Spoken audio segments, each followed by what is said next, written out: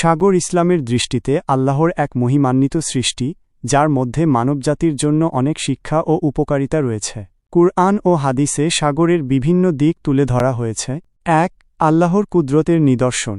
কুরআনে আল্লাহ সাগরকে তার কুদরতের নিদর্শন হিসেবে উল্লেখ করেছেন।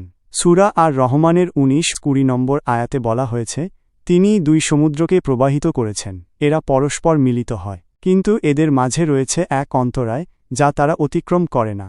এই আয়াতে সাগরগুলোর মধ্যেকার প্রাকৃতিক ভারসাম্য ও আল্লাহর নিয়ন্ত্রণকে তুলে ধরা হয়েছে। দুই সাগরের পানি একত্রে মিশে গেলেও তাদের বৈশিষ্ট্য আলাদা থাকে। এই ঘটনা আল্লাহর সৃষ্টিতত্ত্বের এক বিস্ময়কর নিদর্শন। ২.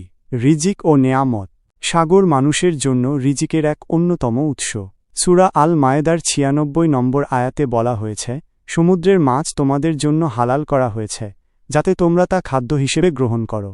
সাগর থেকে বিভিন্ন প্রকার খাদ্য ও মূল্যবান সামগ্রী পাওয়া যায়, যা মানুষের জীবন ধারণের জন্য গুরুত্বপূর্ণ। ৩. পবিত্রতা ও পরিচ্ছন্নতা। নবী সাল্লাল্লাহু আলাইহি ওয়াসাল্লাম সাগরের পানিকে পবিত্র ও পরিচ্ছন্ন বলে উল্লেখ করেছেন।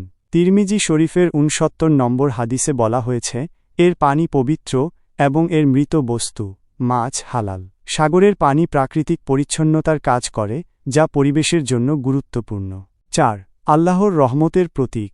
সাগর আল্লাহর রহমতের প্রতীক হিসেবেও বিবেচিত হয়। সূরা লুকমানের ৩১ নম্বর আয়াতে বলা হয়েছে, তুমি কি দেখো না যে, জাহাজসমূহ সমুদ্রে আল্লাহর অনুগ্রহে চলাচল করে, যাতে তিনি তোমাদের তার নিদর্শনসমূহ দেখান। সাগরের মাধ্যমে মানুষ এক স্থান থেকে অন্য স্থানে যাতায়াত করে এবং বিভিন্ন কাজে এটি ব্যবহার করে, যা আল্লাহর অনুগ্রহের প্রমাণ।